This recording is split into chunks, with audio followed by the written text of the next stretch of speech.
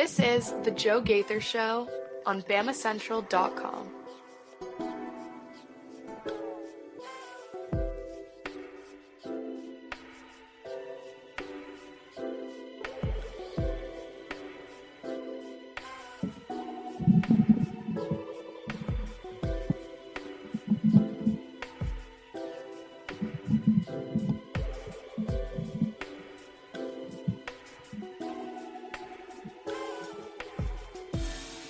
Good morning, Tuscaloosa.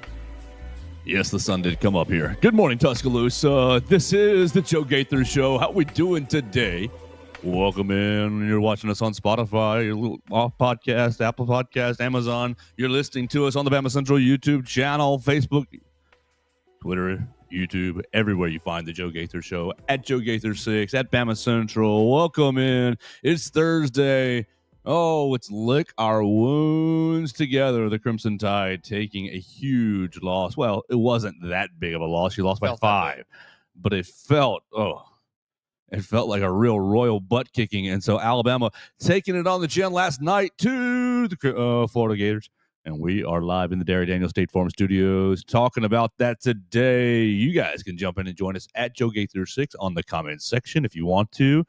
You can do it right there. You can leave me a comment, question, query, or complaint on the Twitter machine, on the Facebook side. We've been streaming this week on the BamaCentral Facebook page, so I appreciate everybody letting us do that, and y'all subscribing to the BamaCentral YouTube page or Facebook page.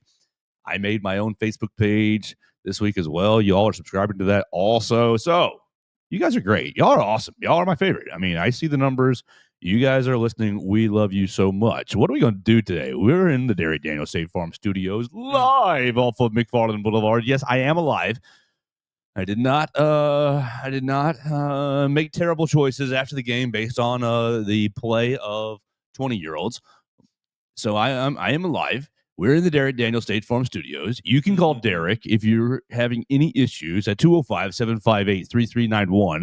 All of your insurance needs, Derek can take care of you. Home, life, auto insurance. I don't know if he's got no defense insurance, but he can probably figure something out. Oh, Derek Daniel can help you out. If it's there, he'll figure it out. Absolutely. Call him 205-758-3391 for all of your insurance needs. Red Reese and Victoria are upstairs waiting to talk to you. We'll tell you about Warren Tires in a little bit because maybe we need to pump the brakes on the Alabama basketball hype train. But we're in the Derek Daniel State Farm Studios. You follow Mason Woods at MAWoods_ on the Twitter machine. Mason, how we doing, sir? Oh, I have been better. That was I don't really know what I don't know what to make of them. Despicable. Right now. Yeah, I'm not really sure where this Alabama team lies. I think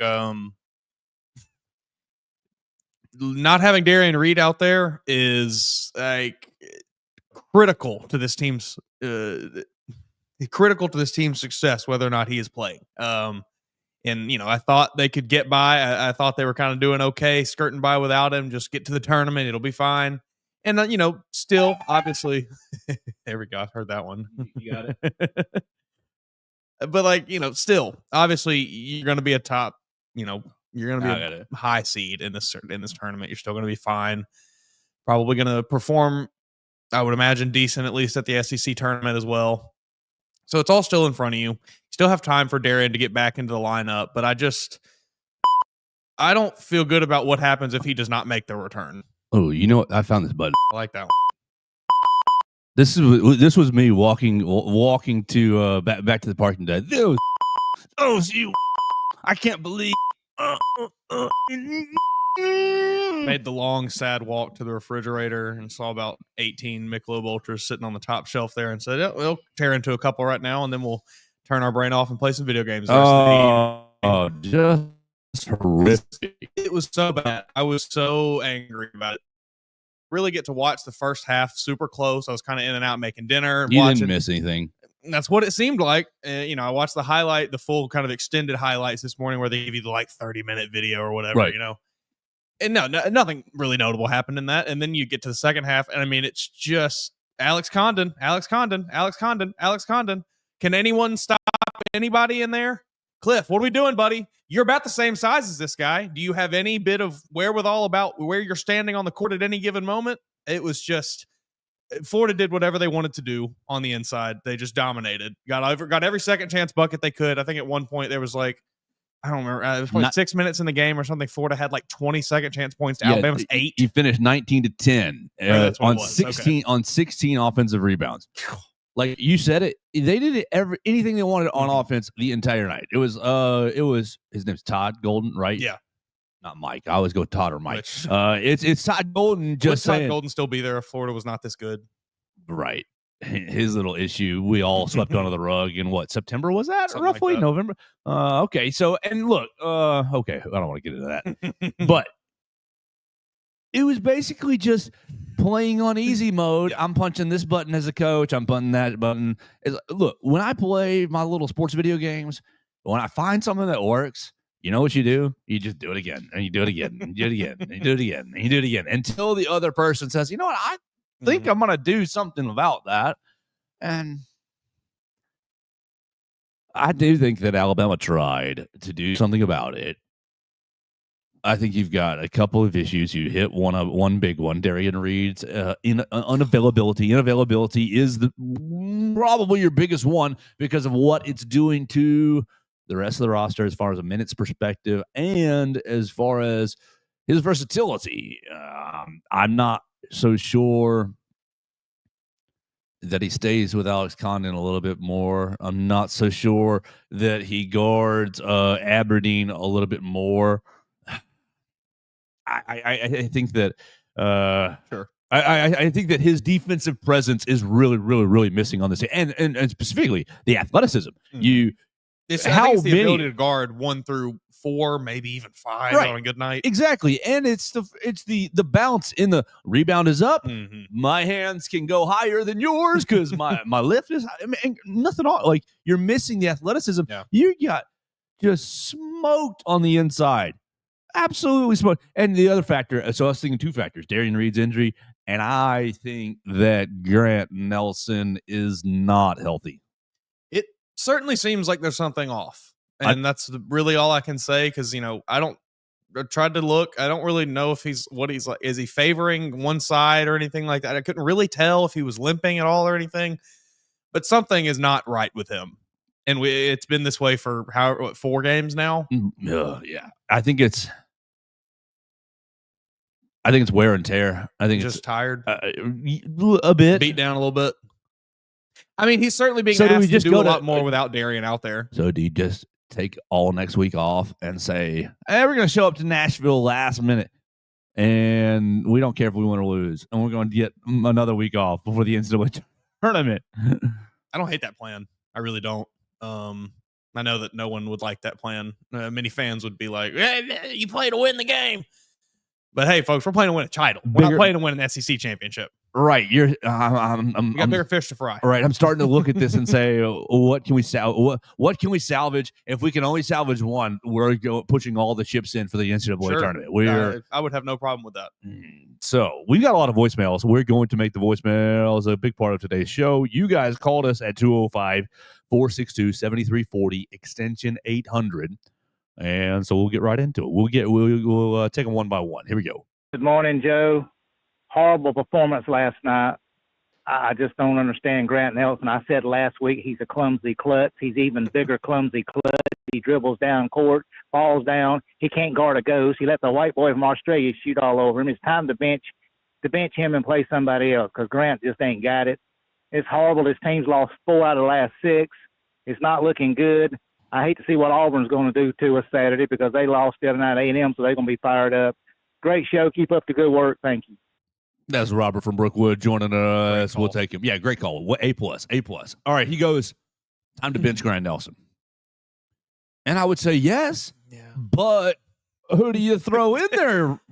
I mean, I liked what you saw from Sherelle last night. What did you like about him besides the offense? Besides the 3-pointers? That's all I liked was the offense.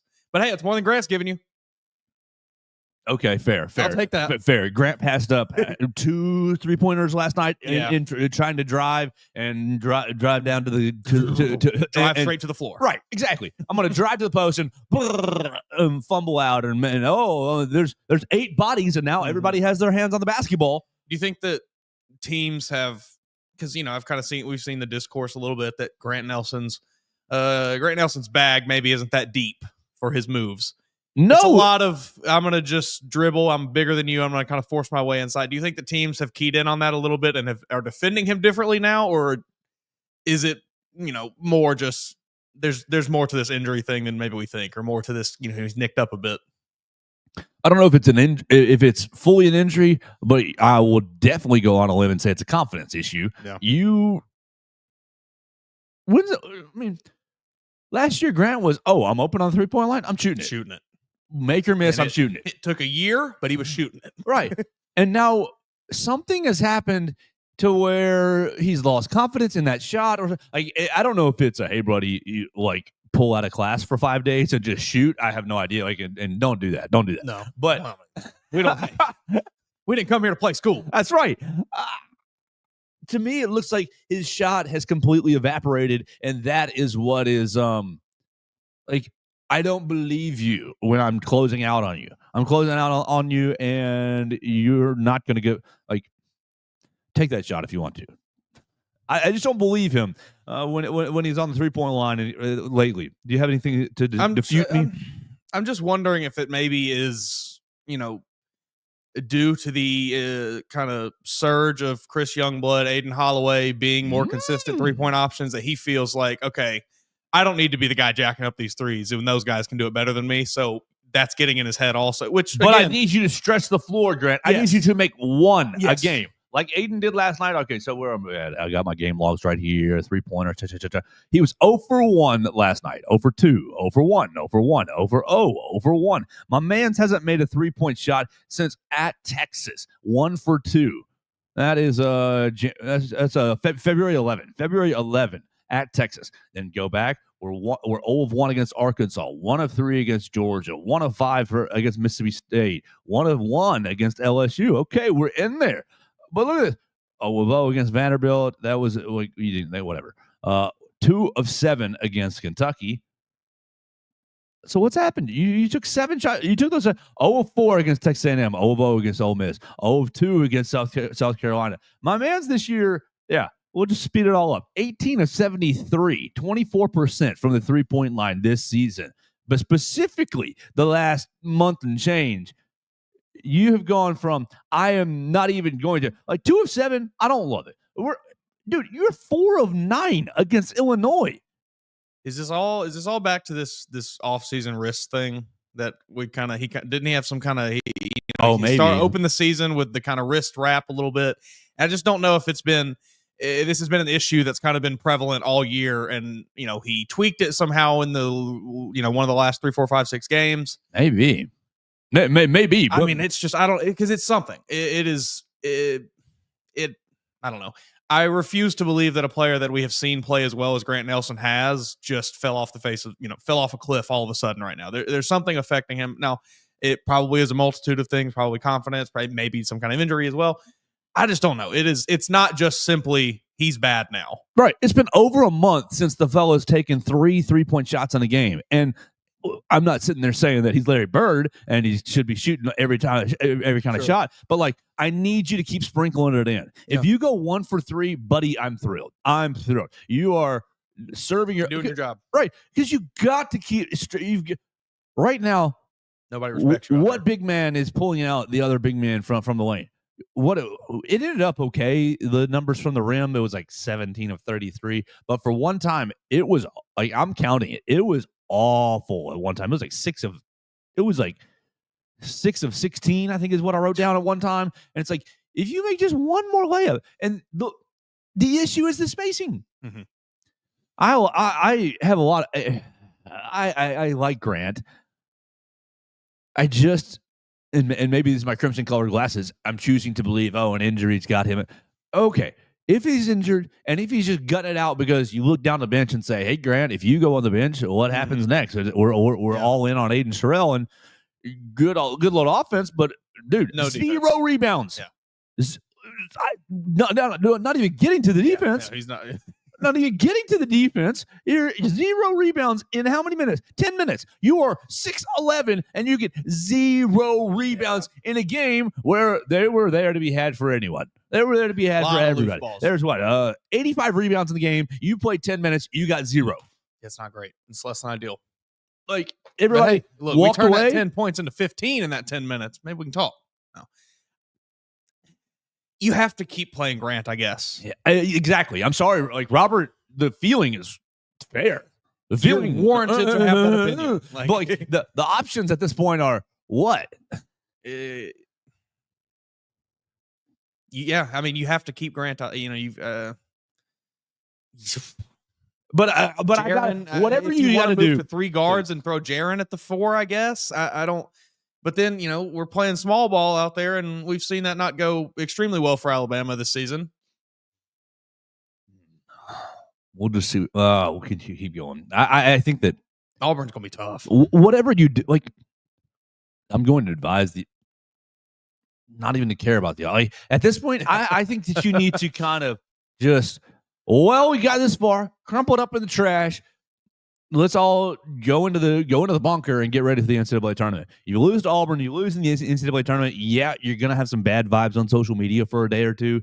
But if it results in an NCAA tournament run, those bad vibes will be immediately erased. Mm-hmm. How many times? Like, the vibes were really stinky last year. Really, really, really stinky last year, and they flipped in a big time way. Exactly. So. You've little faith. Oh, for Grant, just hold on. Whatever it takes in these 2 weeks to get your shot back. Yeah. Whatever it takes to get your shot, like 1 million 3-point shots, 0 3-point. I don't know. I'm not a shot doctor, but that's what's really missing right there. Let's keep going on the voicemail line. Fine. Who's next?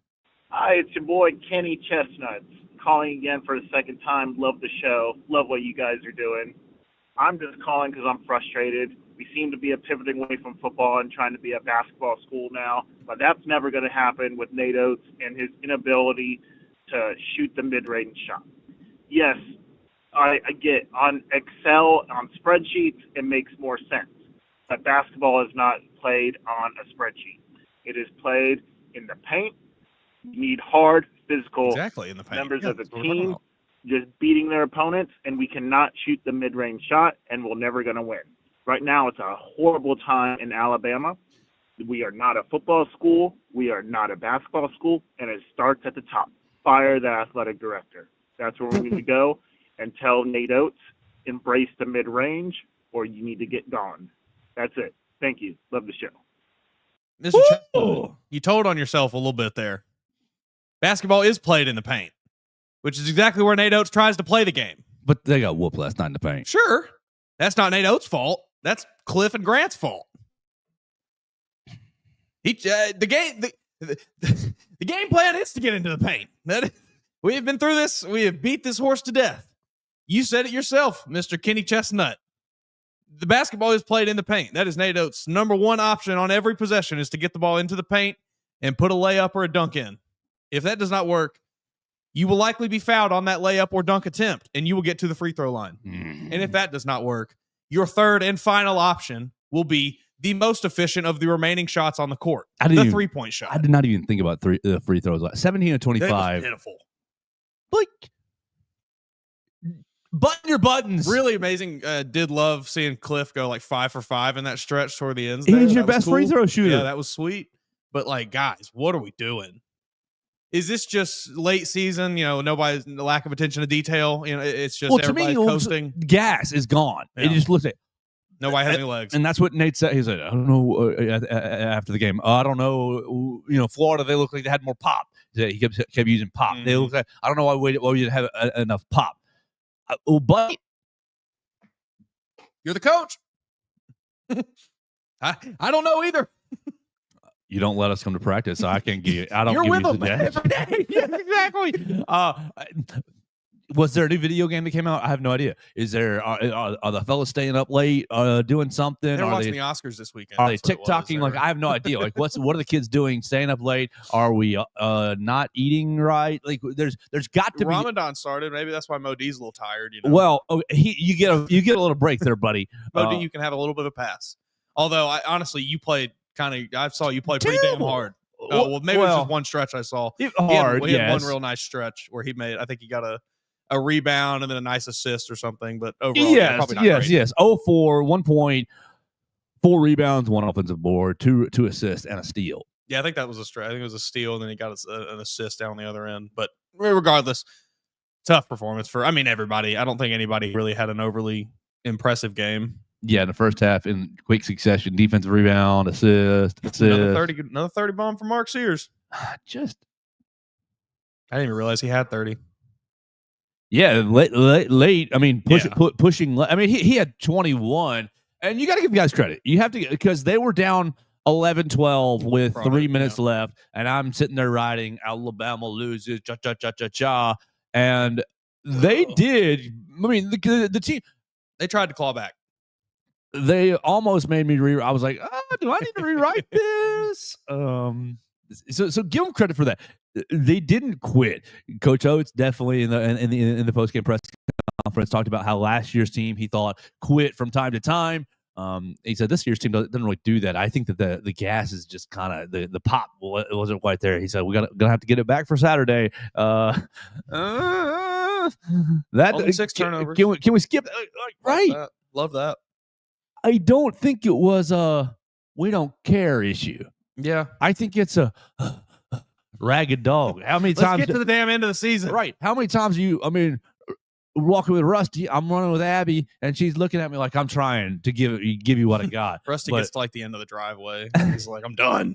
Right. They're loyal. The dogs are loyal. Mm-hmm. The dog wants to be on the run with you, and she giving you all they got. But my dog gets distracted at the smells in Northport, and I'm yanking her all over the road. I wonder if you just got. I think these guys have good spirits, have good hearts, have good want to. I just wonder if they're looking down in the depths of their physicality and like, oh, I think we might be tapped out just a little bit. Yeah. And if that's the case, sandbag this game against Auburn, sandbag the SEC tournament. Let's take our nice week off. Everybody get back. Let's go to the tournament. Because you've got a 3 seed in the bag at least. Yes. You probably have a 2 seed. Probably. Much, yeah. But you've at least got a 3 seed in the bag. What did you get last year? 4. Oh, we'll go 1 line better at least. Okay, you should feel good about that. It is not as bad as it feels. It's still not panic button time. No, Tony Sakalas asked. He said, "I don't want to use the word panic button," and Coach was like, "No, it's not panic, but it is concern." Sure, concern is an appropriate way to put it. I think. One more voicemail. We'll keep going. Hello, Mr. Joe. This is Troy Williams from Tennessee. So, a little concerned about Alabama basketball. Saw the game last night. Went back and we rewatched some of it. I'm concerned with bench play. I'm concerned. Florida scored roughly around 23-5 points off the bench, and we only scored 10, 14, 17, 18 points off the bench. Also, Mark Sears is scoring 30 points a game, and there's really nobody really helping him score. You have LeBaron off 19 points, but consistently, if you look across the board, I don't see consistency of scoring. Also, I looked at the rebounding versus Florida, and we got, they're 50 rebounds, and we're at 35. So, there's a lot of difference to me going on with the bench play too. The bench play is not, from us, it's not up to par of what they should be. Also, I was very glad to see Ole Miss win last night. Chris Youngblood, he only scored 6 points last night against Florida. But then you go up to Florida, and they got guys scoring 27 points, 22 points, 10 points, 9 points, 8 points, 12 points, and 12 points is off the bench. We just got to have more consistent. We were better shooting on the 3-point line, I believe. Yeah, 60. Nah, we weren't even that. We were worse on the 3-point free throws. But anyway, inconsistent, very inconsistent. And I'm really hoping they can pull it together, especially with the SEC tournament coming around. See what they got. Talk to you later. See you. That's my man, Troy. Troy, thank you for the call. And you nailed it. The inconsistency. And I think that he leads us into another area right here. Mark, you said, I didn't realize you had 30. I mean, out there saying, where's the next drop of gas? I am giving it to you. Like, we're sitting here talking about gas. Yeah. He's like, I'm finding every little drop in my body and I am giving it to you. So, like, look, disappointment is fine, but Mark left every little bit out there. Sure. And Troy just said it. Besides LeBaron, I mean, Aiden, what did you do last night? Aiden Holloway, 3 points. What is this? The inconsistency is maddening. You have to be able to rely on your second and third options to be good for 8 to 12 a night, and we are not getting that. You're getting like LeBaron, you get 19 here, but then you go to Auburn Saturday, he might score 3. Aiden might score 5. It's you have to get a consistent base level where it's like, all right, every game we can count on this guy. He's going to get us 8 points. He's going to get us 10 points, whatever it is. And yeah, there's not any semblance of that on this team. Is this an issue, or is this a byproduct of Mark Sears not really being facilitator? Well, I was going to say superstar. Like Mark Sears is very clearly a great player. Yes. No, I don't want anything to sound like an ounce of disrespect. I really don't. But we can be objective and say you stack up Mark Sears as your best player on your team, and you take me back to 2 years back, and Brandon Miller is your best player on the team, and like your star value there is very obviously different. Sure. I'm wondering if the hierarchy on this team is so convoluted because you walked into the year, this is the best team we've ever had. The talent is so good, 1 through 12. Mark is very clearly the leader. Mm-hmm. Very clearly the leader. Absolutely. But who's next? You got 11 other guys who are all good. Who's next? Who's the next person that you're grabbing in the face saying, I need 15 points from you tonight? You would I think, you kind of thought it was maybe Grant going into the year, but now we've seen really inconsistent play from him. Right. I'm wondering if Jaron, the hierarchy wasn't exactly spelled out because, hey, all you guys can do it. Hey, if you 6 is good. Whoever gets the ball, just put it up. Hey, whatever. you can give me 6. You can give me 6. You can give me 6. Mm-hmm. You can give me 6. If all y'all give me 6, it'll be good. And so everybody's like, well, my shot will come. I'll get my 6. Well, look, you got 19, 30, 10, 6, 11, 3, 1, 4, 10. So some of y'all got your 6, but some of y'all really didn't. And, buddy, I actually really need all y'all to get about 12. I'm spitballing here. I'm spitballing here off of Troy's call. I wonder if you look, and the reason I'm spitballing this way is contrast it from Florida. Walter Clayton Jr. is the ball handler. Mm-hmm. Alex Condon is the dominating. He's who we're running everything through. Right, and so it is Walter Clayton Jr. who can get his own shot. Sure, and it is Condon, who's rim running to the rim and who's stepping out and popping three. Like, you have a clear hierarchy on this Florida team. You keep going. You have this hot fella. Like, everything, all the ancillary pieces know their ancillary pieces. Who's Mark Sears Robin? Or you got a bunch of little night wings. It wasn't that junior Robin, wasn't that what it was called? I think that's what he turned into after. Oh, no. Dang. Missed that metaphor. Nightwing was pretty sick, though. Oh, missed that metaphor. Can you help me? Can we reframe it? I'm looking for a metaphor where you've got a clear lead, right? It's Sherlock Holmes and Watson, right? You got a clear lead. Mm-hmm. Holmes. Mark Sears, Sherlock Holmes. Who the heck is Watson? Who's playing number 2? Or are they all just junior detectives? I'll be watching this week. Nancy Drews or whatever. Right. All tap me into the case this Hardy week. Boys. Hey, I love me some Hardy Boys. My mother had me a whole set of Hardy Boys. Love you, Used to Mom. read a lot of those when I was a kid. Love you, Mom. Good Thank you. times. I don't know. Who's picking up Mark when he need? I mean, he didn't need picking up last night 30 points, but he definitely needed.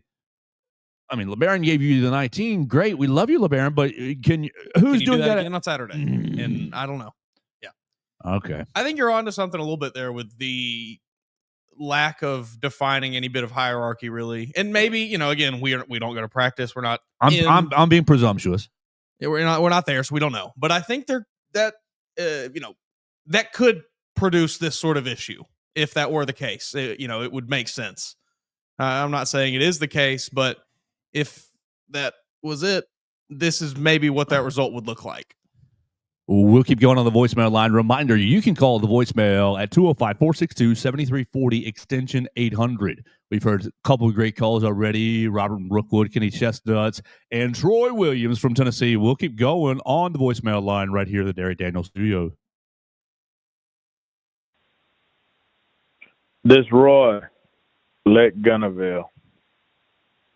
Man, another big game at home, albeit. Another loss. I tell you, they were winning early. Opened up with a few mid-range, made Florida defend the whole court. But, they weren't hitting enough threes. And Florida got some big boys that know how to play down low. Grant Nelson maybe need to hightail back to North Dakota because he got some skill. He does.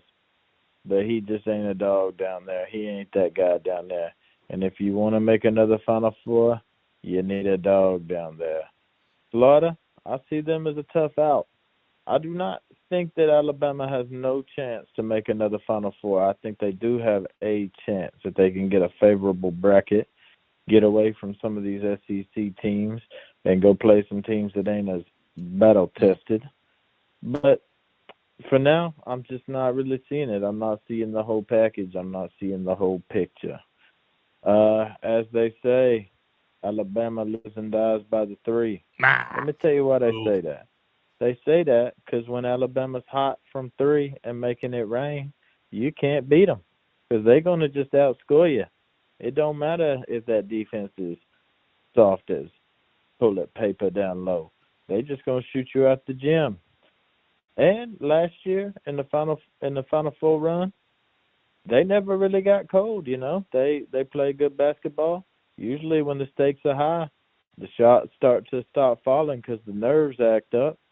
But to be honest, I think they had a pretty favorable bracket. I think North Carolina might have been a little bit fraud when they beat them, but that was a big win by Oaks. That was a big win. I'm not going to discredit.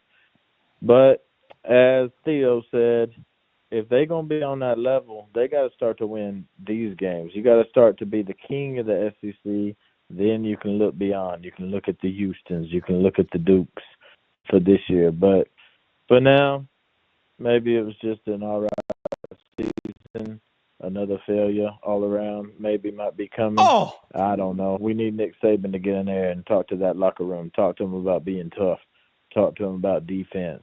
Talking to him about how it says on Coleman Coliseum where legends are made. Well, we need a few legends because Mark Sears, he got a little dog in him for being just a little guy, but I wouldn't exactly call him a legend. Anyway, Roy, Lake Gunnerville, out. Roy. There was some in there. Go ahead. There's a lot to that call. A lot to unpack. Go for it. Unpack. We got to get to the Mark Sears disrespect right off the bat. I mean, come on. Mark Sears is, by all means, a legend of this Alabama basketball program. One of the greatest players to ever suit up for the Crimson and White, to ever play in Coleman Coliseum. We have not seen very many players play better than Mark Sears in a Crimson uniform. That's ridiculous. I understand the team has been limited a bit because he is only 6 foot tall. But he's a dog. You want to talk about needing a dog. Mark Sears is a dog. What's the clip? The old coastal we don't need some cats around here. We need some dogs. Meow. Cats looking in the Mark mirror. Sears is a dog. Now Grant is not a dog right now. Grant has been a dog. What if he is battling through injury? I mean, he is put on the injury report and is listed as questionable and gets popped right back off. What if he's just, hey guys, I don't care what just tape it up. That's dog mentality to a point. Yeah, but when you're hurting your team, you're no longer dog mentality. You're selfish mentality. There's a fine line between I'm putting my body out here and I'm risking some further injury to help my team because they need my help. And then, all right, I'm just out here going through the motions, hurting because I think that they need me more than they actually do. I got one aspect from Roy from Lake Gunnersville's call that sticks out to me. He says, and first off, you're right. He says, oh, they can make a run with a good draw. I think they had a good draw last year. Right. But let me tell you, or let me ask you to look at the opposite perspective. He said, oh, I think North Carolina was fraudulent. I think he's talking about that Sweet 16 win, right? Whoever wins the tournament, they got a good draw. Whoever wins the tournament, they got a good draw for their team. They got the right draw for their team. Let's just think. North Carolina, they got a 1 seed last year. They got the wrong draw. You got a bad draw because Alabama was in your backstreet. Like, to me, I think that's a very, very hindsight's 2020. Yes, hindsight's 2020 perspective. History a little bit. Exactly. Like when you're in. Making a deep run is absolutely draw dependent, but it's draw dependent whether you're a 1 seed or a 16 seed, in my opinion. I agree. It is all it's all matchups. That is all March Madness is. It is just how well does your team match up with this team that you've probably never seen this year, and it's a lot of random things. And it's that way for, like you said, it's that way for team 1 through 68. It is every team. Like it's like that. Auburn is playing for a good draw right now. Yeah, it is just gonna. You never really know what you're going to match up with. UConn got a good draw last year. Purdue got a good draw last year. NC State, good draw last year. Well, maybe they punched up over the weight, but I think that there's some of this to be said for everybody. Yeah. You want? Actually, you know what? Right here is a good point. To tell everybody about Warren Tire, and then we'll play the. Did I say we had 5 voicemails or 4? I think we've got one more. We want to tell you about Warren Tire and Auto. They are a Tuscaloosa and University of Alabama staple. They have been such since 1961. Goodness gracious, 61. How many look this up. How many national championships have Alabama won since 1961? How many of the 18 have been won since 1961? Because I'm pretty sure 61 was a championship season also. So they're in the 3rd generation of family ownership. They have seen almost all of the Alabama national titles. 13 of them. Yeah, okay. They have been here for 13 of the 18 Alabama national championships. So you know that they're a championship business. Warren Tire and Auto. They have been in Tuscaloosa and University of Alabama since 61. As we just said, they're the go-to place for all your automotive needs. They've got 2 locations that help speed up the service. If you need tires, brakes, and alignment, go to 15th Street, 205-759-5505. Again, it helps speed up the service when you go to the separate locations because they're doing 2 different things. Tires, brakes, and alignment on 15th Street, 205-759-5505. All other automotive needs, you got oil change, you got electrical issues, you got transmission issues, go over to University Boulevard. That is 205-758-2739. Warren Tire and Auto, 2 great locations to serve you. Championship service.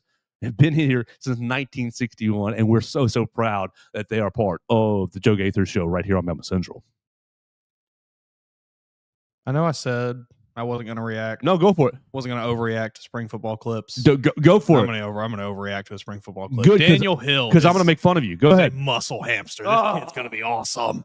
Look at him. He was crafted by the gods himself to play running back. Oh, shoot. Because I might have taken a note on Daniel Hill yesterday. I might have have thought something bad. No. When I was out, we're out there for 20 minutes, and he's wearing 4 this year, right? 4. And I thought, that looks like it. That's what I'm saying too. I'm seeing this clip now, and boy, that he looks like a 3rd-year 26, 1 player. 26, 4, and 0. was what I thought when they went to the running backs line. 26, Jam. Oh, you look just like Jam Miller. 4, I thought, oh, Daniel, he'll change his number. Oh, that number, that looks good on him. And then 0, AK Deer. I said, oh, that looks like an app. But you're just going through. Yes, but Mason, don't do this. It's just from a purely like physical stature standpoint, he looks huge. Massive. Are you giving him a Heisman Trophy? Are you giving him the Doak Walker Award? No, because I'm going to come across the table. But and I'll give him the off-season weightlifting championship or whatever. I'll give him that award. That boy, my man hit the weight room and he hit it hard. He is. I mean, it looks like muscle hamster. That is the best way I can describe him. He looks like a. Was that Ray Rice? Doug Mart. Yes, Doug yes. Doug. He hated it too. I'll look it up. Muscle hamster. Doug Martin. Thank you. I can't type. Sometimes I can type so fast, and sometimes my fingers will not work at all. At all. Same thing. Yeah, no, that just had to overreact to that a little bit. Also, Dijon Lee, ridiculously tall. That man looks like a power forward out there on the defense. It's insane. You're towing the line here, Mason. I know. You're towing the line here. I know. It's very. It's enticing. Don't do that. Don't do that stuff. We got one more voicemail to play, and then I'll beat you up. What's up, guys? It's Dax again. Yes. This one was disappointing. Didn't hurt as much as the Tennessee game, but it was still disappointing. My theory is that we were peaking when we put up 111-73 on Mississippi State, and Nate Oates had to dial it back because we're not supposed to peak until the tournament. So hopefully we can get things back going. Hopefully we can get a little bit. We get to Auburn on Saturday. Roll Tide. Roll Tide. That's Dax on the voicemail line, and that's everybody. That's everybody who called. Look, I thank you so much. We will play the couple-minute video right at the very end. Just let everybody hear them all over again. Robert from Brookwood, Kitty Chestnuts. We had Troy. We had Roy, and Dax. Love it. 5 good calls. Oh, and you can enter yourself into these wrestling tickets. Absolutely. We are giving away Crimson Clash wrestling tickets on Sunday, February 16th. Right here. Sunday at the Buddy Powell Pavilion. You can watch Rhino. You can watch Rhino and Alexander Lincoln go head-to-head right there, and we're giving away 2 tickets to the best voicemail that we can get over the next 8 shows. All right, Mason.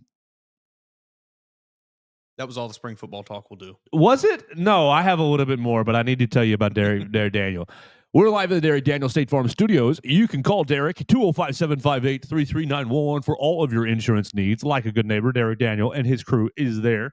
His crew, Red, Reese, and Victoria, they'll be happy to take care of you. All your insurance needs, home, life, auto insurance, renter's insurance. You need to make sure that you're properly insured before the follies that life brings. Lots of things happen in life always. If you're riding a good streak right now, I hate to tell you, what is it? What did Jesus say? In this life, you will have trouble. And you need to make sure that you have Derek Daniel and State Farm Insurance for that trouble. Call them at 205-758-3391. You can find them just off of McFarland Boulevard. We're here in the studio, just past Rustic Rehab, just past Tiger Rock on the left. Beautiful little house. Come see Derek Daniel and his crew and tell them that the Joe Gaither Show sent you. Call and see. 205-758-3391. Call and see how much Derek can save you today. Mason. Yeah, what you laughing at? I have my muscle hamster tab pulled up. I was not aware that Doug Martin at one point, he hated. I knew that he hated the muscle hamster. Why would nickname, you hate that? Yes, also that's one of the greatest nicknames ever. That's like perfect, but he hated it, and he late in his career tried to make the Duggernaut catch on, and that's awful. The Duggernaut is so lame. Why? Muscle hamster is chef's kiss. Like it doesn't get better than that. It's like. Why would you get upset about that? Because nobody's calling you that to your face. No. What up, muscle hamster? Like, that's not getting out of my mouth. It's, hey, what's up, Doug? Sure. But of course, like when I'm writing or when I'm being, Yeah. The muscle hamster. I'm getting I would love to be called the muscle hamster. Right. Yeah, the Duggernaut. That will never catch on, Doug. You'll always be the muscle hamster. Sorry, buddy. So we were out there yesterday. 20 minutes in the wind, And thank you. Want to outset. Thank you very much, Kalen DeBoer, Aaron Jordan, Alex Thompson having us. Yeah, how was it out there? Because boy, it was windy at my place of residence yesterday. I had a jacket on. I had a jacket and I had a Bears hat on, and so I was sitting there, not in a bad way by any means, but it was definitely windy to the point where I think that it affected all the quarterbacks throwing. Now, the early part of what we're watching, it is just quarterbacks standing there, or receiver going fly route, and they're just boom, boom, boom. But the accuracy was an issue. But again, like windy. It was 20. I got inside, and the first thing that I did was look up how it was 18 to 22 miles an hour. Okay, come on, guys, we can slow ourselves right there. Let's not talk about accuracy issues in a 20-mile-an-hour wind. I don't care. What was interesting? The most interesting thing that I saw yesterday was Jackson Lloyd playing left tackle. I did see that. Perfect. Make it happen. Well, we're not now. We're not supplanting Caden Proctor. No. But like, get him in those reps now. Do not do this weird, hey, let's shift everybody around and place guys that aren't going to play here. Put them here now to fill a gap. No, put people in the position where they're going to be if you have the opportunity to. Mike, he is going to be a left tackle. Get him left tackle reps now. He looked tall. He looked lean. He looked like he looks an like athlete. Aaron Judge. And he's a left tackle. That's crazy. Yeah, that was the most interesting thing to me. The second most interesting thing to me was we watched the defensive linemen run right in front of us. They came from one field to another. They run right in front of us. Great. Going over to the blocking dummy. Great. And Freddie Roach is just, where's my button here? Is that it? You guys, get the, and so great. And he was getting into Stephen Buamua, wasn't he? Big time. You've got James Smith, who's in a black jersey, so he's not really participating, at least at the portion we saw. And Kalen DeBoer announced that. Yeah, that's not news to you. 92, Tim Keenan. Yep. It goes through the line first, and Keenan is a bleeping robot. He is just like, here's the technique. Ting. I'm undersized, but I locked in. But I know the technique, and I'm going to give it to. I love Tim Keenan. You've got. He's like AI defensive lineman. We talk about to a degree, yes, AI QB, but not as right. I think that's a good company. Good. He just does it the right way. But then you had who? 11 and 25. 11 Kelby Collins.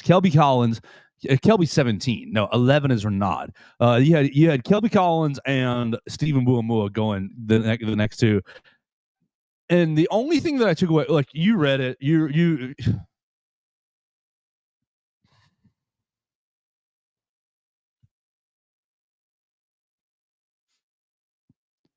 I need to be calm. I need to not. I need to not like call people idiots. You read yesterday from Clint Lamb about, and I think a couple of people wrote about it. People, about this interaction. Freddie Roach is yelling at Stephen Buamua, "Come on, Steve!" Just over and over. And he's yelling at him about pad level. So like we're coaching, we're not just yelling to yell. We're coaching technique. Love you, coach. Great job. And we remember coming over from JUCO, kid from Canada. He had to go JUCO because he didn't have the right high school English class or history class or something like that. But apparently was an absolute unit and was supposed to be in the last year's in the 24 class. Yeah. He's in the 25 class, and you read lots of people talking about how huge Stephen Buamua is, how big he is, how monstrous he is, and he's going to be incredible. He's going to be this, he's going to be that. And it's just like, dude, he is coming from JUCO, playing out of Canada. Grew up in Cameroon. Dude, this guy has played how many years of organized football? Yeah. And now, hey, look, could be Aaron Donald. Sure. Could be. It's so great. Let's write it. Looks like Aaron Donald. What are we doing?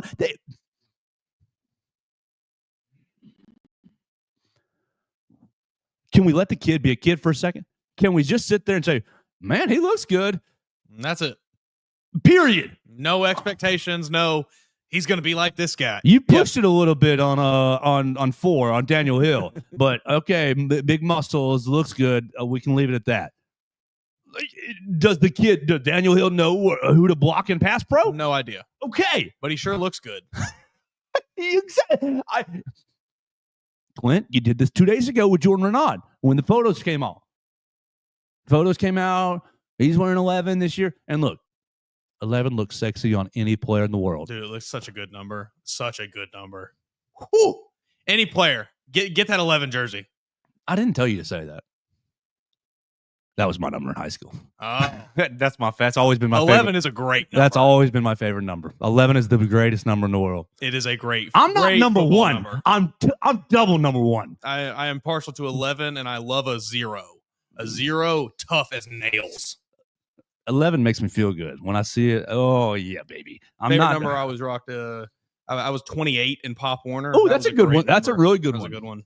So Renaud, you do look good in 11 because every bleeping body knows that 11 looks good. Jahad Campbell looked good in 11 last year. Oh yeah, looked real good in that number 11 Bucks jersey. Roam through the middle of my NFL linebacker crew. And Clint goes, oh, look how big his arms are. He's going to be. And, like, yes, we can all acknowledge that Renaud came on a little bit last year. Fine. But we're not going to look at biceps and think, yep, double-digit sacks incoming. Yeah. It's going to make me break another microphone. It is ridiculous. It's absurd. And, Jordan Renaud could be. Could be. That is the key word. No, we have zero inkling as to what he is going to produce this year. We have no earthly idea. So let's take everything we see at face value. Jordan Renaud looks really great. He built up a little muscle mass this offseason. He looks awesome. He could have a great year. All right, let's end it there.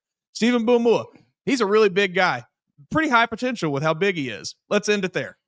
We don't have to place all these ridiculous expectations on it because this is a lot of like why I think so many players transfer out and burn out and like they end up leaving these schools because all of these fans constantly talking at them and you're going to do this. Could you imagine if you were Keon Keeley? Now he's about to get to a place where the fan base loses interest in him. That's what I think, but. No, maybe I'm wrong, and I'm not disinterested in you, Keon Keeley. I want to make that clear. But to your point, he gets on the campus, Keon Keeley. When's he going to play? We need to play. We need next Will Anderson. Derek Thomas. And then a year goes by. He changed positions. Why? How's he wanted in the position? I cannot tell you how many times. Why isn't he out there?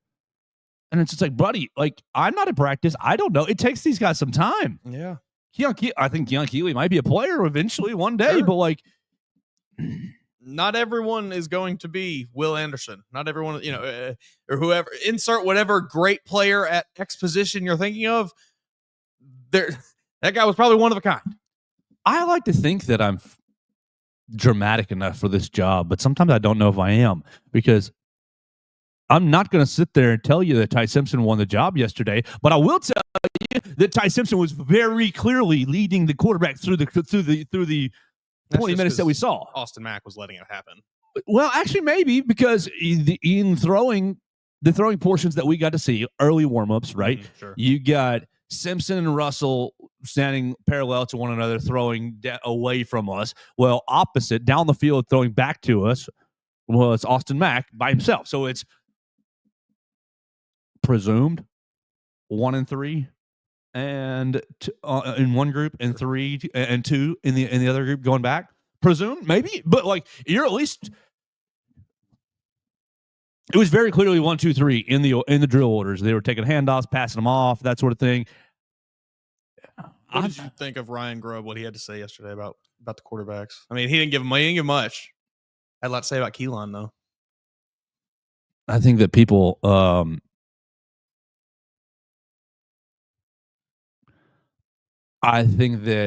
took the line, took the biggest jump from day 1 to day 2, and ran way too far with it. But I will say this, like while saying that, if you didn't hear it, Ryan Grubb goes, Ty Simpson, I think, took the biggest jump from day 1 to day 2, just as far as information process, retention, and information. Shouldn't he do it? He's the oldest. Yeah. He did it. He's been in the system last year. Okay. I'm not going to overreact to. Well, I am, I guess. Because I think that the quarterback competition isn't as open as we think. I don't particularly think that Kalen DeBoer, Ryan Grubb, Nick Sheridan, and Jamarcus Shepard have much interest in starting a true freshman that is 170 pounds. No, I don't think so either. I think he is loaded with talent and dripping with swag. Yes, going to be awesome. But he is 18 years old. Yeah, I just don't know that the quarterback competition is as three-way open battle as we all think. Now, I don't think it was. With that said, I don't think it was defaulted to Ty by any means, and it's not over. Let's say that we still got months and months and months of this. Months. But from the 15 minutes that I saw yesterday, it seemed like Ty was very clearly leading the group. Now, which, I mean, that wouldn't you expect that at this point? Sure, exactly. And so for Ryan Grubb to say that, like so much of what gets said is, yeah, duh, yeah, duh, yeah, of course. He talks about Keelan Russell being just so confident and being, he said whippy. He said he's got really whippy, and like it's like, yeah, 5-star, duh, that's what you'd expect, duh, right? And he is asked about Jackson Lloyd, talks about athleticism and smarts and the benefit of getting reps early, all this stuff. And it's like, we're definitely grateful to have these questions, sure. But what news are we really breaking? Like, to me, it's just like, hey, this is just, I'm happy to see your face again, coach, and great to meet you. And so those are my takeaways. Jackson Lloyd playing left tackle. That's probably the most actual consequential thing that happened. But it doesn't matter because Caden's standing right behind him. Caden Proctor's standing right behind him in a black jersey going, that. But, if we're going to talk about anything that has... But he wasn't the only left tackle. Okay, yeah, I should make that clear. It was Arkell Anuglin playing. It was Matt Waldrop playing. It was Michael Carroll playing. I mean, it was... We're getting a lot of folks... Is the right word cacophony? Isn't that a word? I'm pretty sure. Cacophony. Yeah. There was a bunch of them. And... because there's a bunch of them, I mean, every goddamn running back is getting touches. Yeah. Every defensive lineman is going through the drills. We're all getting reps right here. It's a free-for-all party. Nobody ain't got anybody going in the transfer portal. Everybody gets a chance here. I mean, you said it on, I think, Tuesday's show. A lot of it's just kind of lip service, for the fans to talk about, for the fans to read about and things. And just, none of it is, not a lot of consequential things are happening here. All right. So what we want, Mason, over the next 4 weeks, when you see my colleagues writing articles about Billy Bean is going to be an All-American and Charlie Hustle's going to break this Alabama record or that or what, I want you to send it to me because the next 4 weeks, we're going to play spring practice police. We're just going to play spring practice. I mean, not always but that's what we're going to do. We're going our version of content cop. Yes. I mean, in this era of clickbait. I wasn't going there. This era of not even clickbait, intentionally disinformation, intentionally wrong stuff, intentionally fake news. I'm not going to combat. Yeah, I'm not going to combat lanes that I don't have any business being in. I know that's been a little issue for me over the last couple of weeks. I'm going to be the content police. Like, get excited for Alabama football. Great, it's going to be a fun year. I'm telling you. I think last year was like hold everything, duct tape together. Well, you've called in the contractors, you've gotten the house, you got ding, ding, ding, ding. Yeah. You got some nice grade 5 bolts holding things together now. Exactly. Things are starting to get. I think it's going to be a good year. I do think you should be excited about it. But all All-American this and greatest wide receiver that and like I'm coming for your neck if I start reading that. Clint, I love you. You are a great guy, and you are dang good at this. You're smarter than that. Is my point. You are smarter than and maybe that's just a lane to accentuate to garner some but like you're smarter than that. We're all the people. Maybe that's my own perception, but giving too much of the benefit of the doubt. But I think that most of the people that are on this beat are smart enough to know that what we're seeing is 1% of what's actually happening, and to make takes off the 1% is a little bit silly. We got one more availability tomorrow though. We're gonna hear from Kane Womack. Ooh, okay. What you want? What you want to ask about Kane Womack? Give me one question for Kane, and we'll say goodbye. How's transfer linebacker Kai Hill Green? How's he working into the fold? Yeah, I'm kind of interested. All right, we'll put it in the notes. You guys can call 205-462-7340 extension 800. Get your voicemail in for tomorrow's show. You can react to Roy from Gunnersville. You can react to Kenny Chestnuts. You can react to Troy Williams, Dax, and Rob from Brookwood. All those calls, we appreciate them on the hotline. We appreciate everybody who watched us on YouTube, who watched us on the BamaCentral Facebook channel.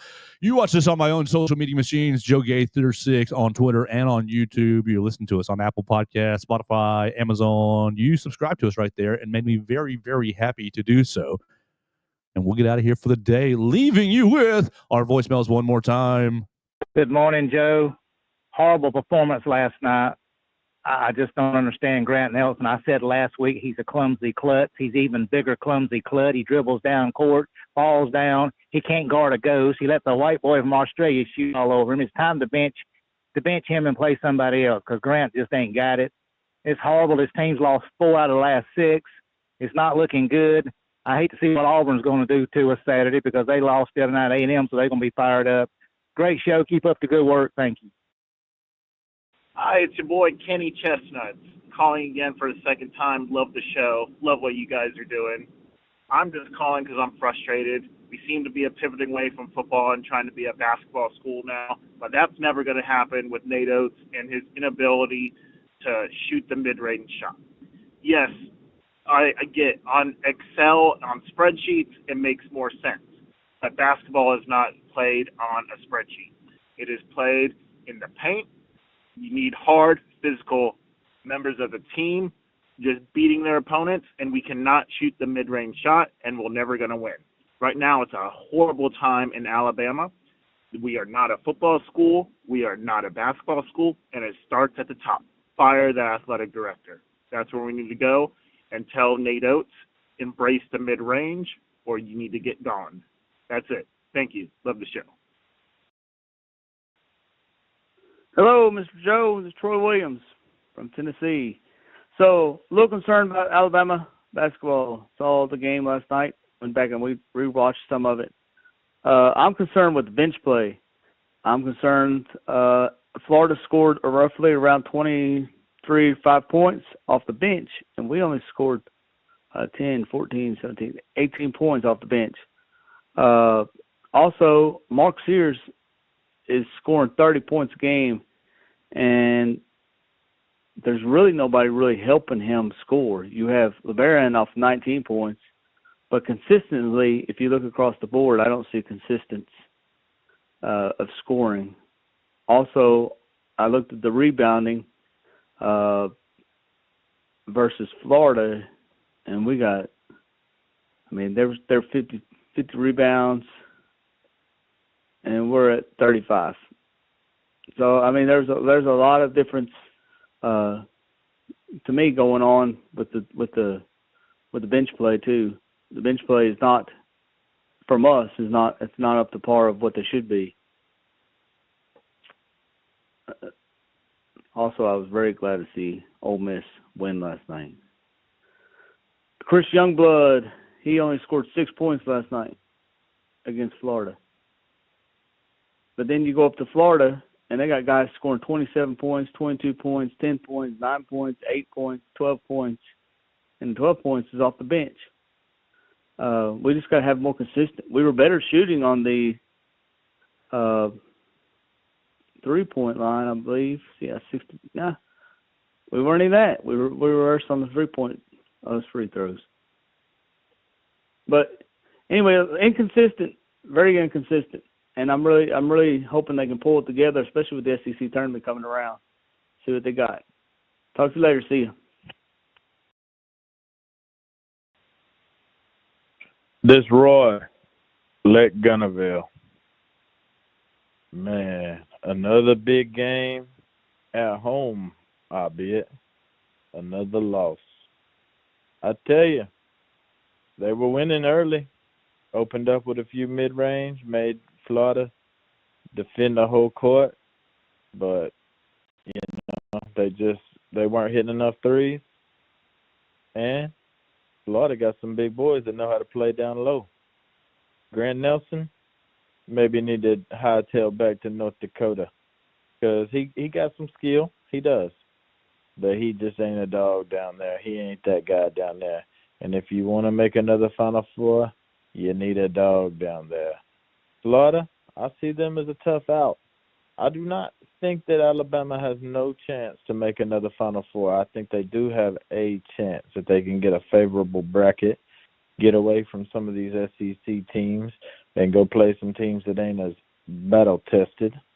But for now, I'm just not really seeing it. I'm not seeing the whole package. I'm not seeing the whole picture.